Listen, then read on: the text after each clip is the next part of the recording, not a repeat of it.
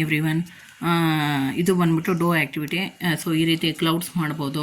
ಆಮೇಲೆ ಈ ರೀತಿ ನೋಡಿ ಸನ್ ಅಂತ ಮಾಡಿಸಿ, ಅಂದರೆ ಆ ಕಲರ್ ಯೆಲ್ಲೋ ಕಲರ್ ಸಿಕ್ಕಲಿಲ್ಲ, ಸೊ ಪರವಾಗಿಲ್ಲ, ಆದರೆ ಬರಲು ಬ್ರೌನು ಈ ರೀತಿ ಹಿಂಗಕ್ಕೆ ಸನ್ ಅಂತ. ಸೊ ಹಿಂಗೆ ಮಾಡಿಸೋದ್ರಿಂದ ಏನಾಗುತ್ತೆ, ಹ್ಯಾಂಡ್ ಐ ಕೋಆರ್ಡಿನೇಷನ್ ಇರುತ್ತೆ. ಅಂದರೆ ಇದು ನಾವು ಮಾಡಿ ಸ್ವಲ್ಪ ದಿನ ಆಯಿತು, ಅದಕ್ಕೆ ಡ್ರೈ ಆಗೈತೆ.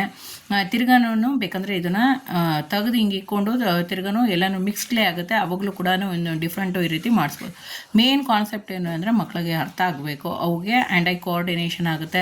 ಮತ್ತು ಹ್ಯಾಂಡ್ ಮಾಡ್ತಾ ಮಾಡ್ತಾ ಮಸಾಲೆ ಎಲ್ಲನೂ ಆ್ಯಕ್ಟಿವಿಟಿ ಚೆನ್ನಾಗಿ ಮಾಡಿಸಿ ಸ್ಟ್ರಾಂಗ್ ಆಗುತ್ತೆ ಮಸಲ್ಸು. ಬರೆಯೋದಕ್ಕೂ ರೈಟಿಂಗು ಸ್ಕಿಲ್ಸ್ಗೂ ಹೆಲ್ಪ್ಫುಲ್ ಆಗುತ್ತೆ. ಓಕೆನಾ, this is simple do activity. So do try, it has already dried up.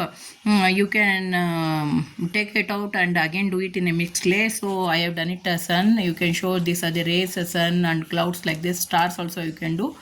So do like this activity. So it helps in hand eye coordination, increases the hand muscles to helps in writing, and also helps in speech. Tell them this is the concept learning also it happens. So this is simple do activity. Do try out.